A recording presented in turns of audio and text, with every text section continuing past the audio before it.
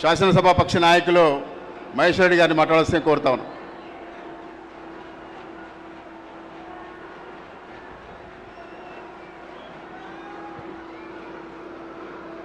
భారత్ మాతాకి జై శ్రీరామ్. ఈరోజు భారత ముద్దుబిడ్డ భారతదేశ ప్రధానమంత్రి శ్రీ నరేంద్ర మోడీ గారు మూడోసారి ప్రధానమంత్రిగా ప్రమాణ స్వీకారం చేసి తెలంగాణ రాష్ట్రానికి వస్తున్న సందర్భంగా వారికి శుభాభివందనాలు తెలియజేస్తూ వేదిక మీద ఉన్నటువంటి పెద్దలు కేంద్ర మంత్రివర్యులు కిషన్ రెడ్డి గారు, స్థానిక పార్లమెంట్ సభ్యులు పెద్దలు ఈటల రాజేందర్ గారు, రాష్ట్ర రథసారథి భారతీయ జనతా పార్టీ అధ్యక్షులు పెద్దలు గౌరవనీయులు రామచంద్రరావు గారు, national OBC chairman Laxman ji గారు, దేశ ఉపాధ్యక్షురాలు శ్రీమతి డికే అరుణ గారు, పార్లమెంట్ సభ్యులు, శాసనసభ్యులు, శాసన మండలి సభ్యులు, వేదికలోకి ఇచ్చినటువంటి పెద్దలందరూ, నా తెలంగాణ వివిధ జిల్లాల నుంచి అశేషంగా తరలి వచ్చినటువంటి భారతీయ జనతా పార్టీ కార్యకర్తలు, నా సోదర సోదరి మనందరికీ కూడా నా హృదయపూర్వక నమస్సుమాంజలు తెలియజేస్తా ఉన్నాను. మిత్రులారా, ఈరోజు మీ ఉత్సాహం చూస్తూ ఉంటే ఖచ్చితంగా తెలంగాణలో మార్పు కోరుతున్నట్టు స్పష్టమవుతున్నది. తెలంగాణలో ఖచ్చితంగా కాషాయ శకం మొదలైంది. ఇదే నాంది పలకబోతుందని చెప్పి తెలియజేస్తా ఉన్నాను. మొన్ననే 7వ తారీఖు రోజు ఆపరేషన్ సింధూర్ సంవత్సరం పూర్తయింది.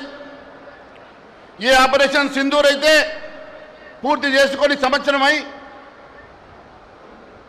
ఈరోజు సరిగ్గా ఏడాది అయింది.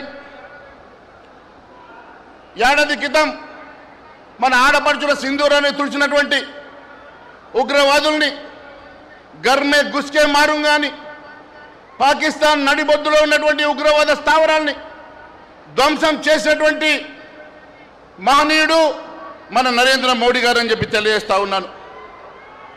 మీరు ఒక్కసారి చూస్తే గత ప్రభుత్వంలో హైదరాబాద్ నడిబొడ్డులో ఉన్నటువంటి గోకుల్ చాట్లో, లుంబిని పార్కులో, దిల్సుఖ్ నగర్లో ఉగ్రదాడులు జరిగి అమాయక ప్రజలు మరణిస్తే,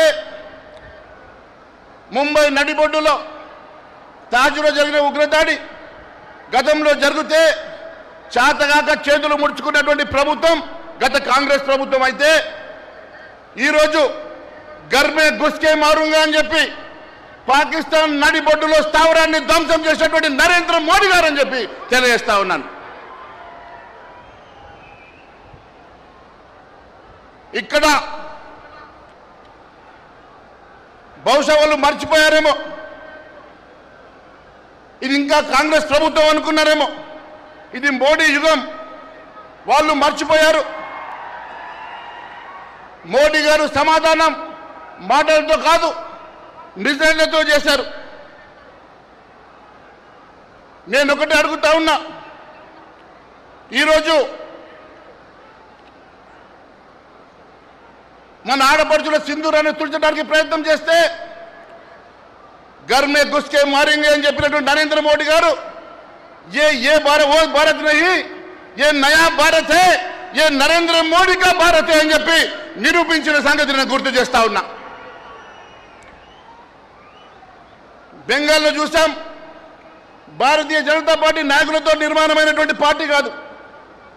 భారతీయ జనతా పార్టీ మన కార్యకర్తల శ్రమతో నిర్మించుకున్నటువంటి ఒక కుటుంబం అని చెప్పి తెలియజేస్తా ఉన్నాను.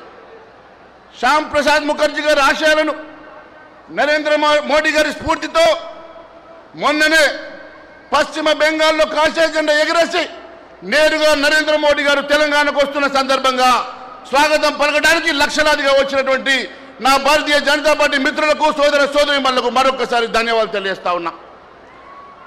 మిత్రులారా, బెంగాల్లో మన కార్యకర్తలు అనేక ఇబ్బందులు పెట్టినా, తప్పుడు కేసులు పెట్టినా, హత్యలు చేసినా, ఎన్ని రకాల ఇబ్బందులు పెట్టినా తల వంచక నిరంతరం పోరాడి రక్తం చిందించి అక్కడ కాషాయ జెండా ఎగరేసిన సంగతి నేను గుర్తు చేస్తా ఉన్నాను. మోడీ గారు అన్నారు హమ్ జరూర్ హిసాబ్ కరేంగే అని. ఈరోజు అదే పరిస్థితి తెలంగాణలో కూడా కనిపిస్తూ ఉన్నది. అనేక మంది మన కార్యకర్తల మీద తప్పుడు కేసులు పెడుతూ, అనేక మందికి మన కార్యకర్తలను ఇబ్బందులు పెడుతూ బెదిరిస్తున్నటువంటి కాంగ్రెస్ ప్రభుత్వానికి హెచ్చరిస్తా ఉన్నాం. రేపు రాబోయేది భారతీయ జనతా పార్టీ ప్రభుత్వం. ఖచ్చితంగా అన్ని గుర్తుంచుకుంటాం, మీ అందరికీ సమాధానం చెప్తామని కూడా తెలియజేస్తా ఉన్నాం. మిత్రులారా, అనేక మంది మన కార్యకర్తలను జైలుకు పంపించి మాట్లాడితే హేట్ స్పీచ్ ద్వారా మనల్ని కేసులు పెట్టినటువంటి ఈ ప్రభుత్వానికి ఖచ్చితంగా బుద్ధి చెప్తామని చెప్పి తెలియజేస్తా ఉన్నాం. మోడీ గారు అన్నట్టు సబ్కా హిసాబ్ కరేంగే, హమ్ భూలేంగే నహీ, సబ్కా హిసాబ్ జరూర్ కరేంగే అని చెప్పి తెలియజేస్తా ఉన్నాను. మిత్రులారా, ఒక పక్క నరేంద్ర మోడీ గారు కశ్మీర్ నుంచి కన్యాకుమారి వరకు అనేకమైనటువంటి గుళ్ళు కడతా ఉన్నారు.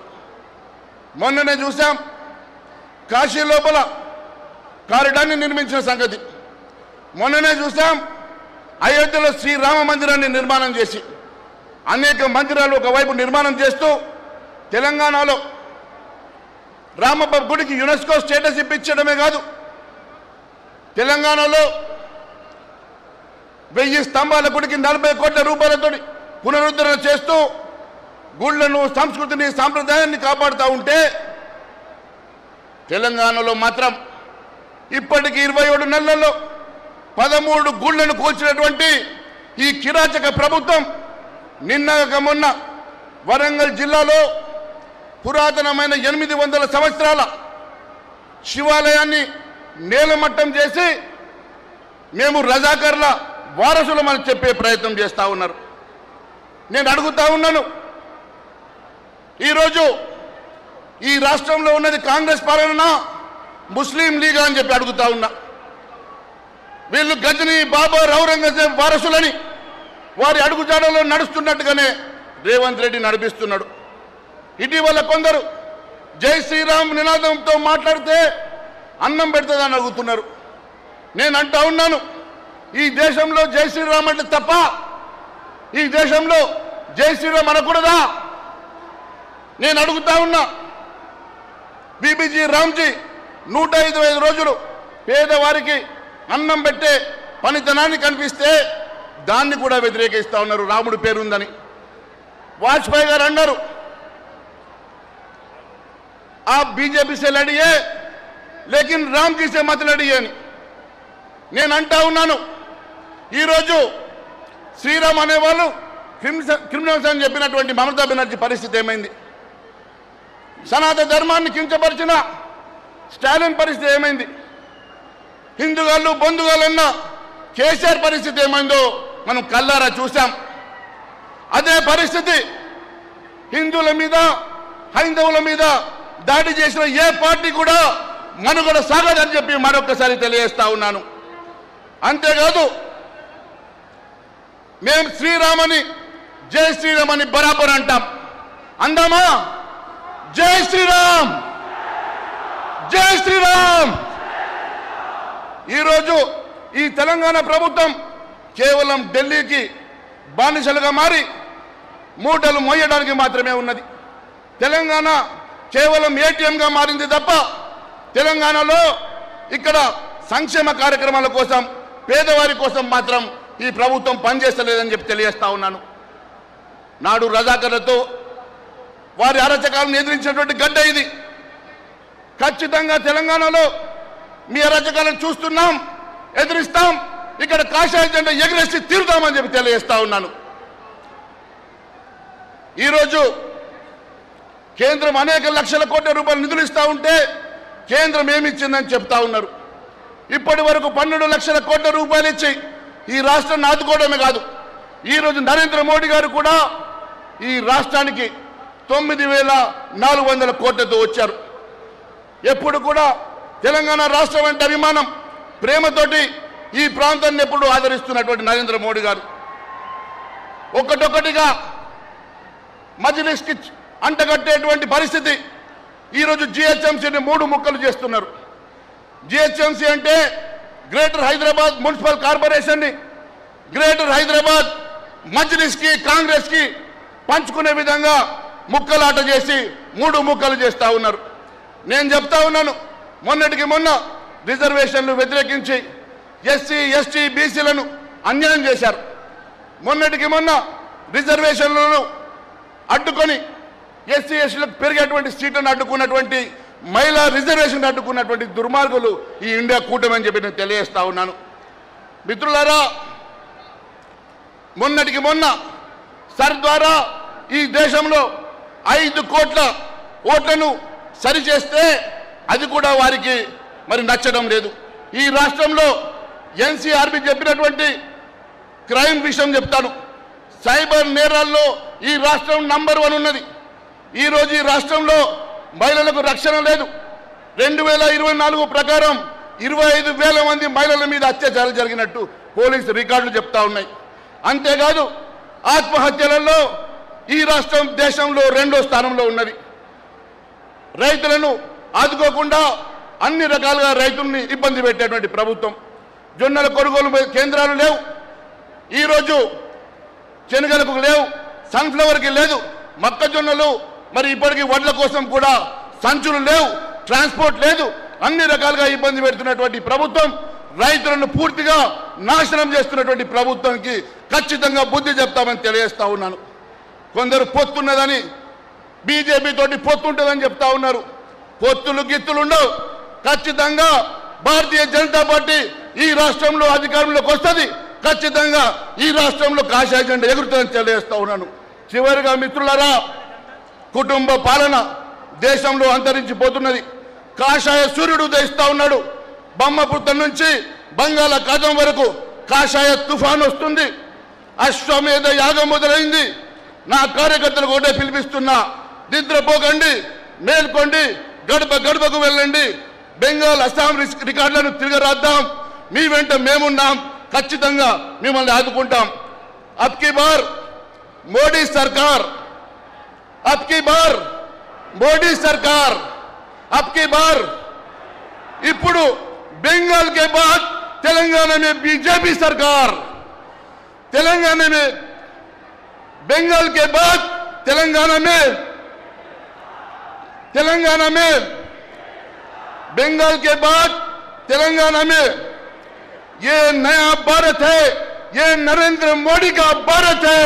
जय श्री राम.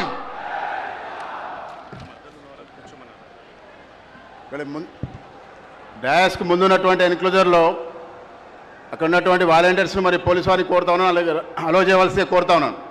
ఈ ముందున్నటువంటి అక్కడ నిలబడ్డారు కొంతమంది, వాళ్ళందరినీ కూడా నెట్టుకోకుండా ముందుకు వచ్చి కూర్చోవాల్సి కోరుతాను. దేశం కోసం మోడీ, మోడీ కోసం మనం, దేశం కోసం మోడీ, దేశం కోసం మోడీ. ఇప్పుడు పెద్దలు జాతీయ ఉపాధ్యక్షురాలు పార్లమెంట్ సభ్యులు డికే అన్న గారిని మాట్లాడాల్సి కోరుతాం.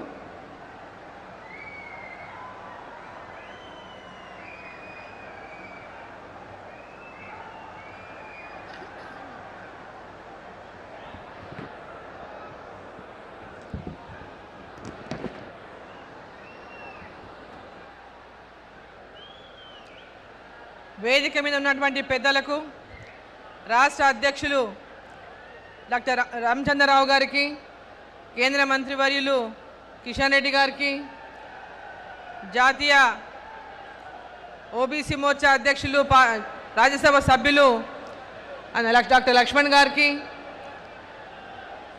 అదేవిధంగా పొంగులేటి సుధాకర్ రెడ్డి గారికి, మోహన్ రావు గారికి, నా తోటి పార్లమెంటు సభ్యులు ఈటల రాజేందర్ గారికి, చేవెళ్ల పార్లమెంటు సభ్యులు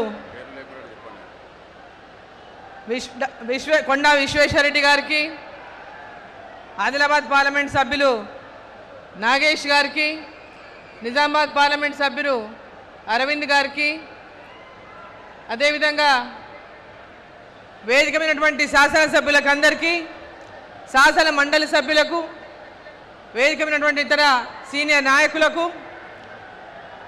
వేదిక ముందున్నటువంటి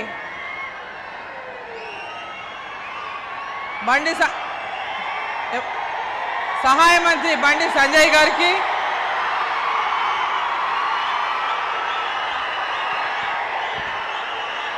వేదిక ముందున్నటువంటి అన్న తమ్ములకు, అక్క చెల్లెళ్లకు, మీడియా మిత్రులకు అందరికీ కూడా నా యొక్క నమస్కారాలు తెలియజేస్తా ఉన్నాను.